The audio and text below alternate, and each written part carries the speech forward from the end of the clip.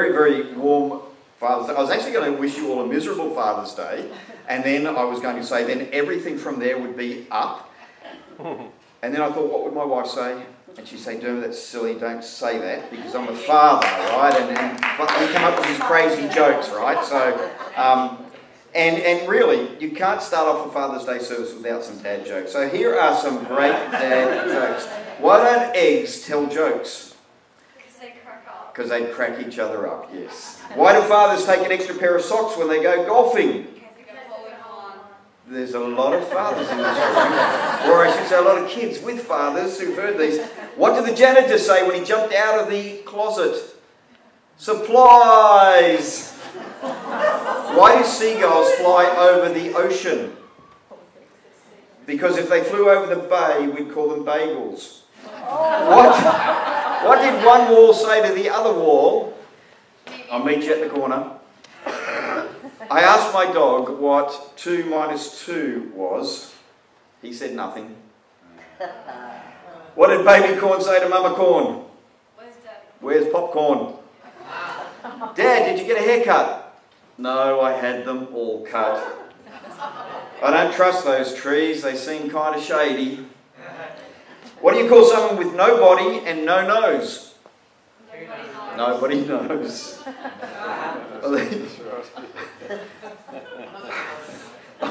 I'm impressed that so many people know these jokes. I ordered a chicken and egg from Amazon. I'll let you know. That's a more cerebral joke. Which came first, the chicken or the egg? Okay, just in case you didn't get that one. All the men did, but the ladies, you might have been struggling there. What country's capital is growing the fastest? Islands.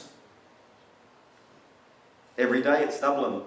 Oh, come on. That was obvious. I'm on a seafood diet. I see food and I eat it. Did you hear about the guy who... Oh, this is a good one. Did you hear about the guy who invented the knock-knock joke?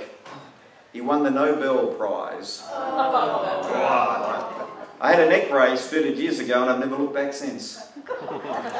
And finally, what's brown and sticky? Stick. Now, have you ever wondered why there's no such thing as mum jokes? Yeah.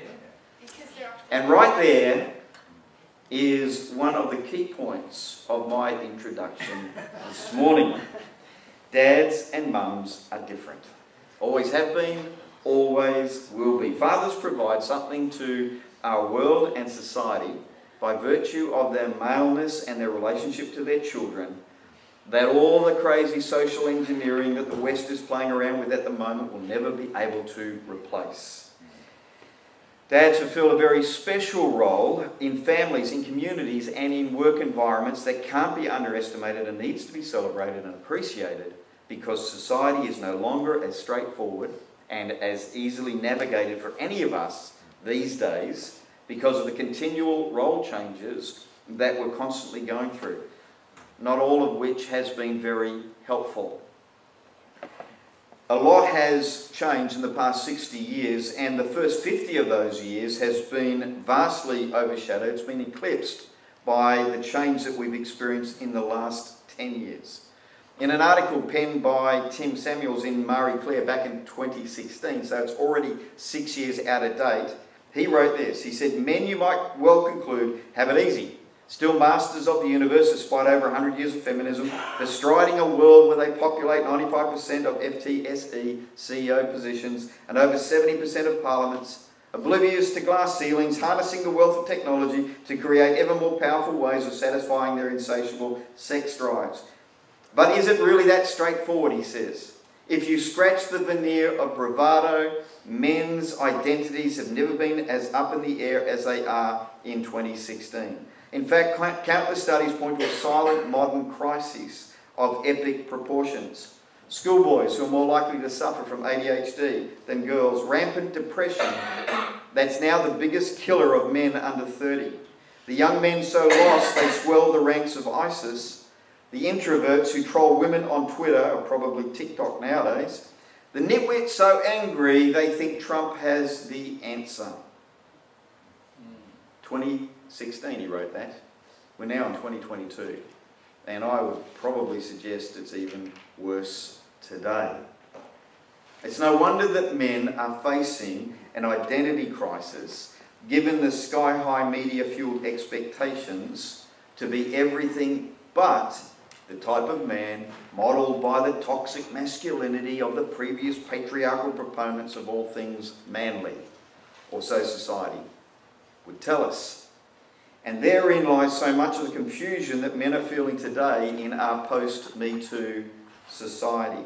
The very things that were once considered a strength have been rebranded as a weakness.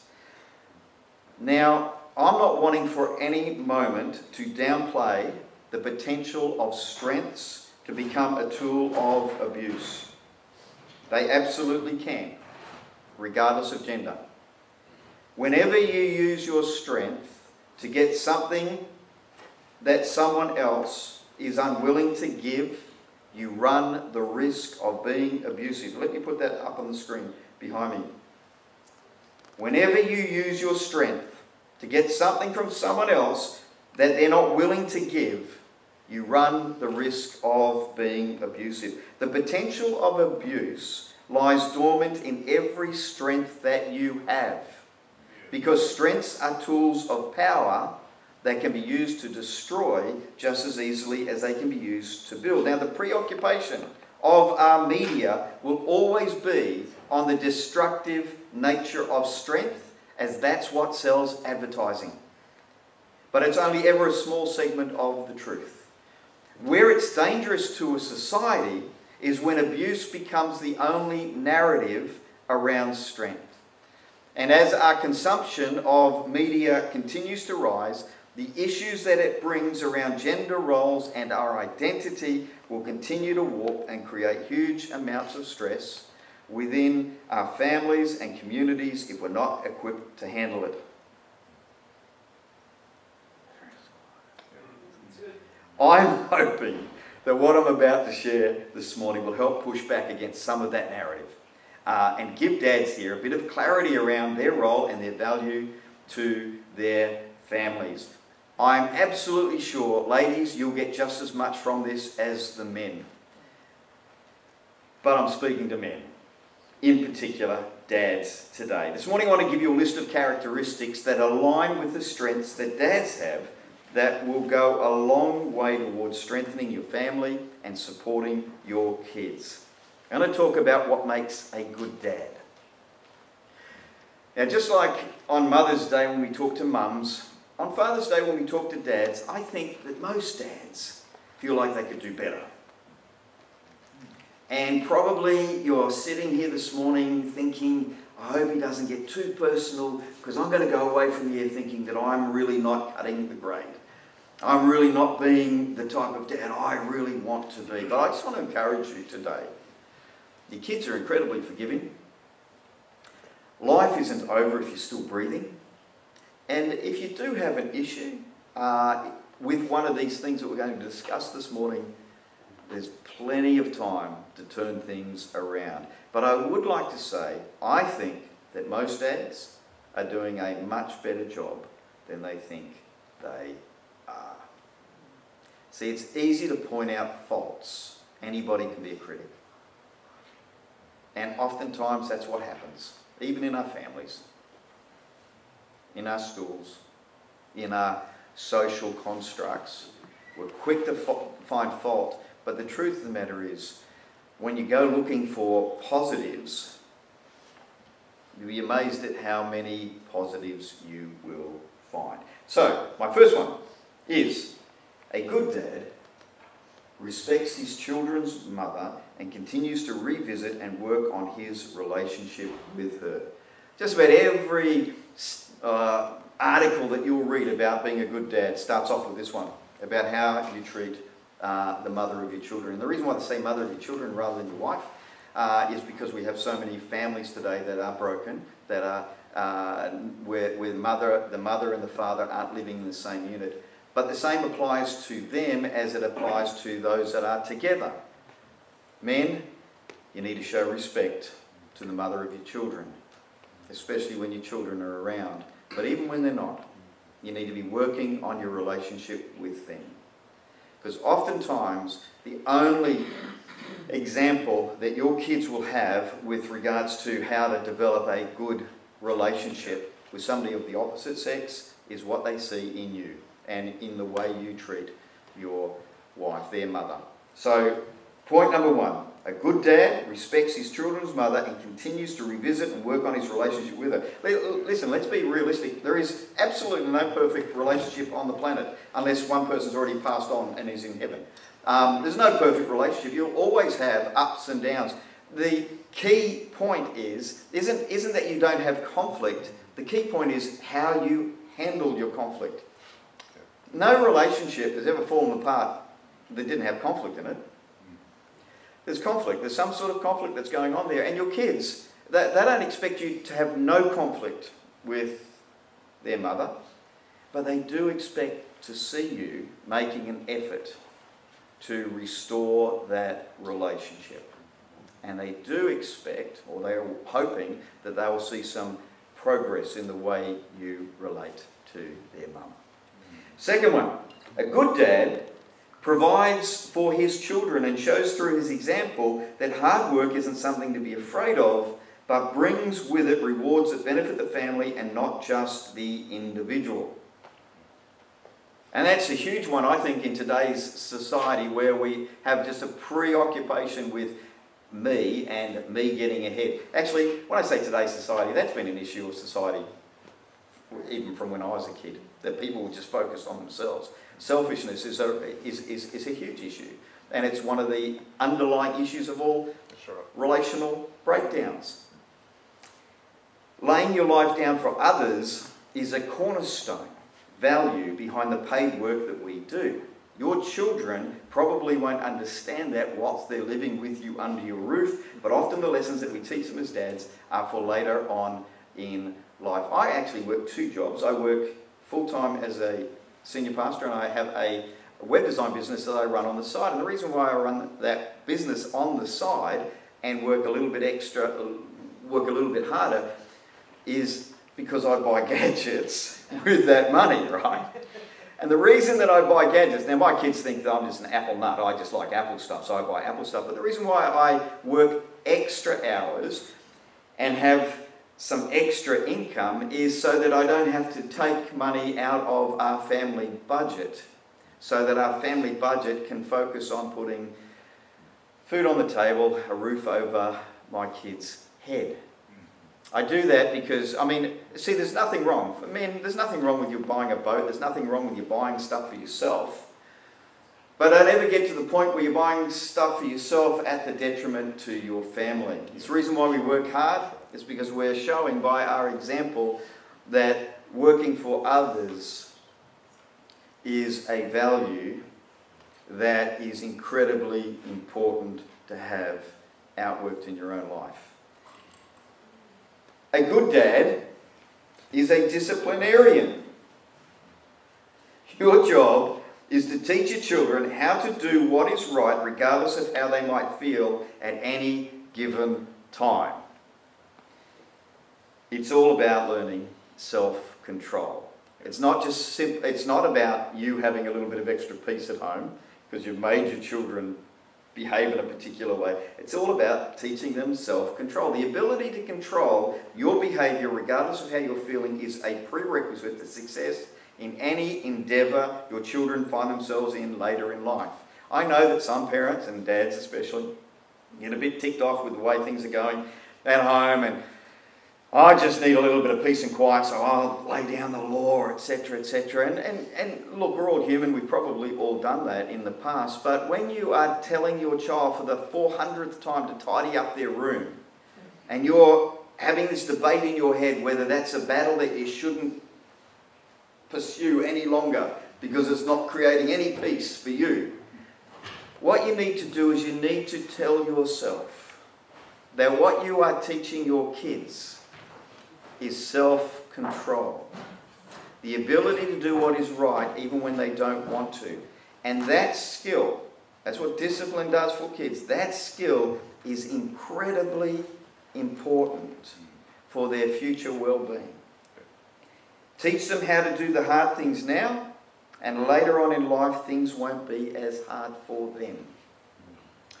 A good dad is focused on raising good adults, not just good kids. One day, they'll no longer be living with you. I know for some kids, some parents who've got little tackers, you think this is just stretching out forever. You may have heard me say this in the past, but I used to really hate it when people would come up to Deb and I when all our kids were little and say, "Don't wish these years away. These are the best years ever."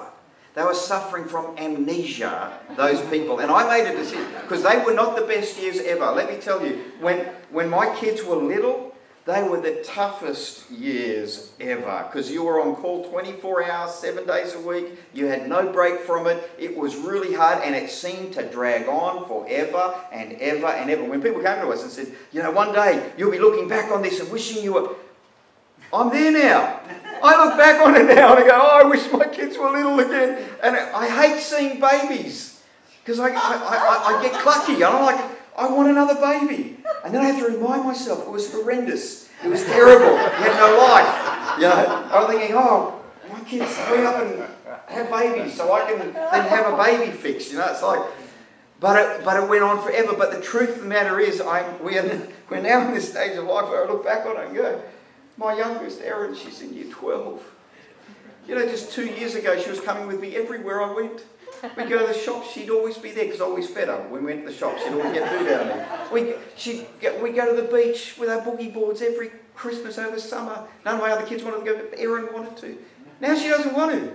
She's got her own car. She's out doing her own thing, you know. And I'm sitting at home feeling miserable with my kids, you know. But it does. It happens really quick when you're old.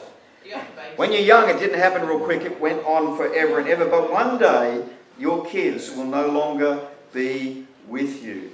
You can't control what happens to them, but you can give them the tools that they'll need to help them navigate the big issues they'll face later on in life. Have you helped your children to think, or have you told them how to think? Now, obviously, when they're young, there's a lot more telling that goes on. But if you're still telling them how to think when they're in their 20s, then maybe you need to adjust your approach. We need to be preparing them for the great big world, because they'll be there a lot sooner than you think they will be. And you need to be helping them to think for themselves. A good dad leads by example always. Your kids are watching you all the time. If they were to emulate the traits they see in you today, later in their life, would you feel happy with the way they turned out? Would their mother agree with you? They are always watching. They are always looking. You are setting a standard for them. Especially men, for your sons, but also for your daughters as well. A good dad teaches his children that servant leadership is a superpower and a true sign of strength, where we use our strength to empower others and not simply to get our own way. As I said earlier on, within every strength that we have, there is the ability, or there is potential for abuse. And sometimes, because dads are physically bigger and physically more powerful than the rest of the family, they can enforce their will on others just simply because they can. And sometimes as a dad, it's easier to enforce your will than to try and negotiate. Anybody ever been in that situation? So you've done the negotiation thing for at least 4 minutes and it's still not working, so now you've got to lay down the law. But the truth of the matter is, the Bible talks to us over and over again, and Jesus made it very, very clear that servant leadership is a principle of the kingdom. It's where you use your strength to empower others rather than using your strength to get what you want. And as a dad, a good dad, you won't be just simply thinking, how can I make everybody shut up and just leave me alone so I can have a bit of peace? I've had a big long day. You'll be using your strength to empower your kids and to give them the best opportunity that they can to be all that they can be in life. And sometimes that means you just got to swallow what's on the tip of your tongue, and you got to sit there and you got to listen and not necessarily offer advice, but let them struggle with working it all out for themselves. But servant leadership is incredibly important for their future and demonstrating that to them. Now, when I was in the army, I remember, and this is one of those times where it just struck me, the difference between different types of leadership. We had a guy who was a corporal in one of our platoons, and he got his 3rd stripe. He was now a sergeant.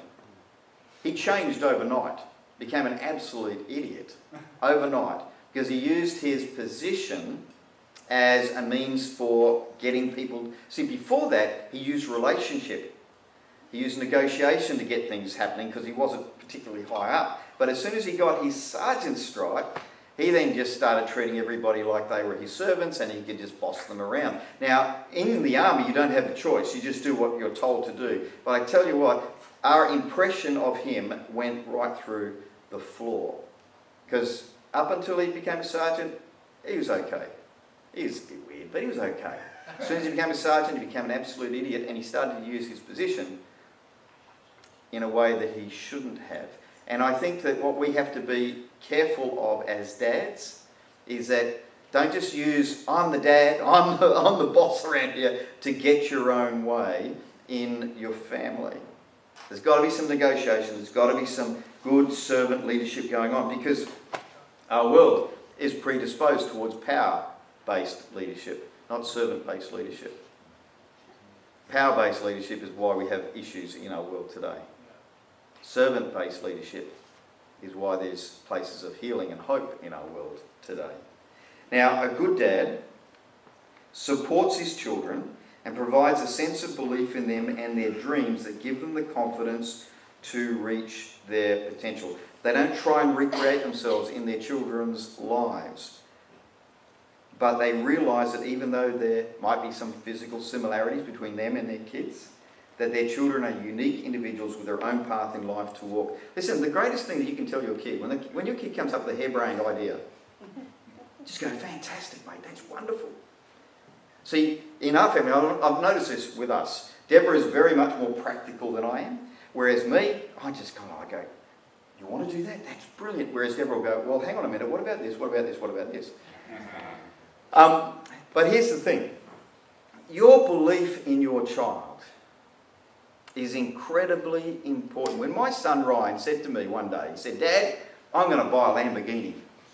I said, fantastic, mate, make sure you give me a lift when you get it. Whereas his mum said, honey, $500,000 spent on a car, it's a depreciating asset, better to put that into a house. The point that I'm making there, I'm throwing Deborah on the bus, she's not well this morning, I'm throwing her on the bus. But the point that I'm making there, here's the truth. If your kid comes to you with a harebrained idea, and they want to do this or they want to do that, the very best thing that you can do as a dad is to give them permission to dream. Give them permission to have a go. Don't fill their heads with all of the negatives around it, because the truth of the matter is, if they have a go, they are going to find all of those things out for themselves. Yeah, that's right. But what's really, really important is they actually believe that they could maybe have a go. Here's what happens in life. When you're young, you might have a dream about what you want to do in the future, but the truth of the matter is you know very little. It's the only time in my life that I knew everything, but now looking back on it, you know very little about how life will work out going forward. What's really important, though, is that you don't allow that lack of knowledge or lack of wisdom or lack of understanding to stop you from having a go. See, if you've got a goal and you start to pursue that goal and you're actually moving toward that goal, along the way, when you come up against stuff, you will learn things.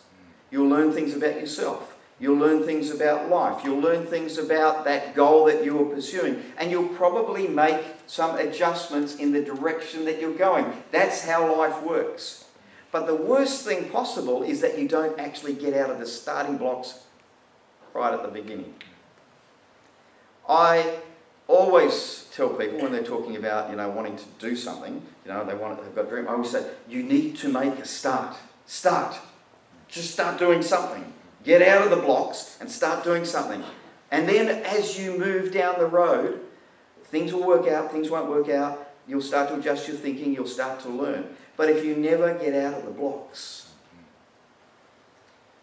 who knows what the world will miss out on because you didn't have a go. And dads, you have a wonderful opportunity.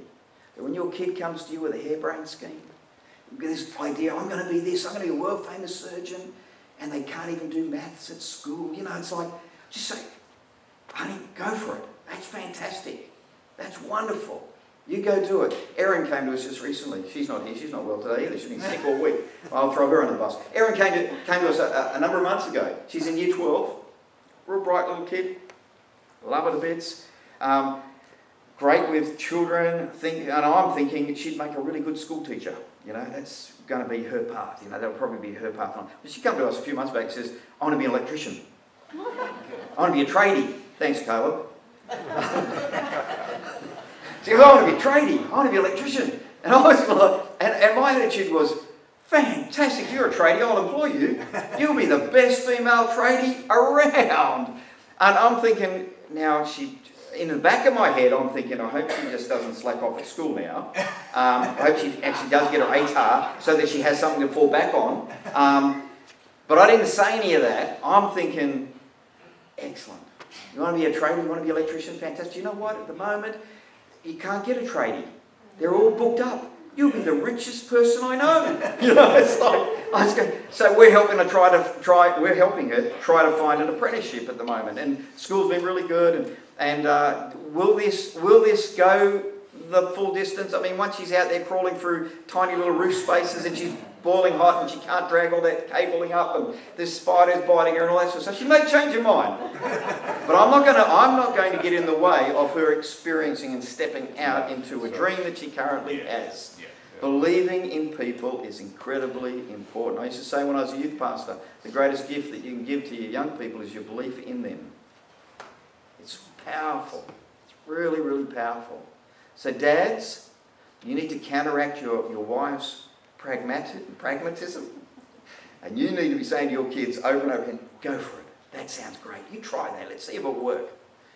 And who knows? Your kid could be a 21-year-old millionaire.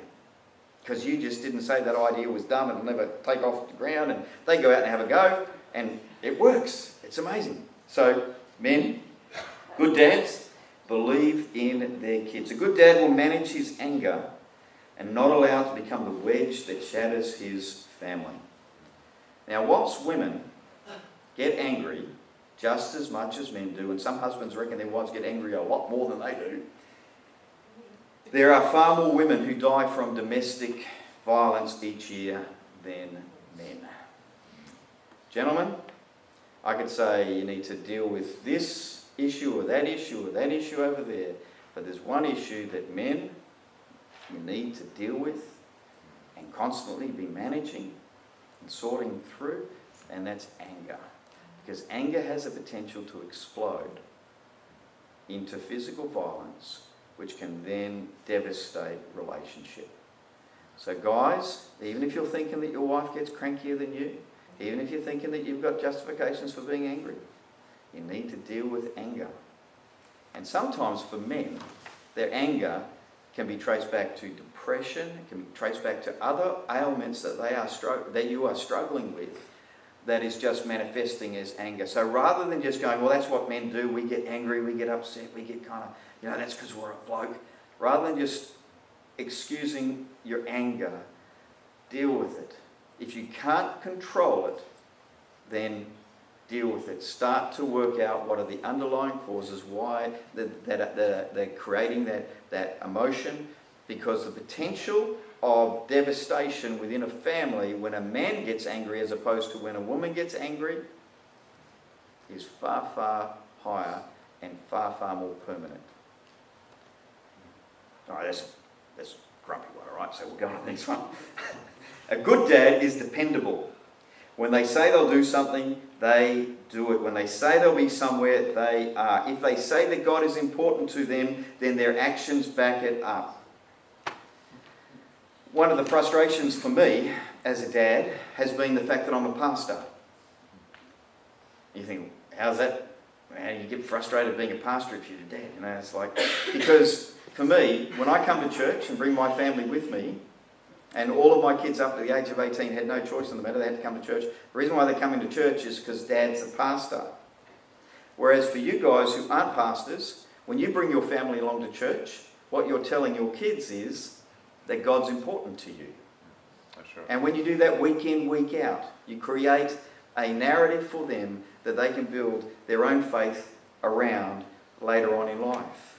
You're actually telling your kids that God is important to you. So these dads, I'm preaching to the choir right now, so maybe somebody will be listening to this online who doesn't come to church all that much. But ask yourself this question. If your attendance or your commitment to God isn't something that your kids can see and can see regularly, then the chances are they're going to think that God isn't particularly important to you. Now, if your church attendance is, once a month, or only when there's a, major event on, and then your kids follow your patterning, do you think that's going to be best for them? If they were to take their relationship with God and treat it as just something that's convenient, or something that they'll only engage in when it's convenient, do you think that will be of benefit for them later on in life? Now you cannot decide that all your children will follow hard after Jesus. In our family, we've got 2 of our kids that regularly attend church, we've got 2 of our kids that don't. And I'm the pastor of the church, right? And I don't beat my wife up at home. We don't have major issues. But 2 of my kids have made a decision at this point in time in their life that, no, we'll just go this way. It's one of those things that as a parent, you're going to have to be incredibly blessed if all of your children are walking with Jesus. But if some of them decide not to, then you've got to manage that. You've got to continue to love them because they're still your children, right? But what is it that you are demonstrating to them? I would love all of my kids to have a living, breathing relationship with Jesus right now, because I know that is what is best for them as individuals, for living here on planet Earth and also for their eternity. So what example am I setting? Now, in church, we make a big deal about God being our Father, and rightly so. That's how He identifies Himself right throughout our Bibles. Some people who didn't have a great relationship with their earthly father have found healing entering their lives when they realise that they have a heavenly dad who's always had their backs and wants the very best for them. He's also very good at letting you live your life without constantly poking his nose in, because he knows that that's exactly what we all need to grow and mature. But don't ever for a moment think that just because your Heavenly Father seems a little bit quiet at times, that He's stopped caring and watching over you. I want to share a little story with you as I wrap my message today that I think illustrates the heart of all fathers towards their children and why they should be celebrated. It also gives us a small glimpse into the heart of our Heavenly Father toward each and every one of us. Every month, Martin's parents took a trip with Martin to see his grandma, and they came home on the train the next day. They did that month in and month out, from as early as Martin could remember. And one day Martin said to his parents, I'm already grown up. Can I go to Grandma's by myself? Now, after a brief, heated discussion, his parents decided to let him go on his own. Obviously, this happened 30 years ago when parents didn't care as much about their kids. Wouldn't happen today, would it? You wouldn't put your kid on a train. But anyway, the parents decided to let him go. They took him to the train station, and they stood with him as he waited for the train to leave the platform. They said their goodbyes, and they gave him some last-minute advice through the window. To which Martin said, as so many young people have said to their parents, I know, I've been told 1,000 times. Now, as the train was about to leave, his father leaned over and whispered in his ear, Son, if you feel bad or insecure, this is for you. And he put something in his pocket. Then the train took off, and Martin was sitting there all alone, just as he wanted, without his parents for the very first time. As he was sitting there looking out the window, a bunch of young larrikins pushed their way into his carriage. They made a lot of noise and catcalling and carrying on. They kept coming in and coming out of the carriage, and Martin scrunched down in his seat so they wouldn't see him. And the conductor, on his way through, made some comments about him being by himself. One person in the carriage looked at him with concern, and he could see that they were wondering where his parents were.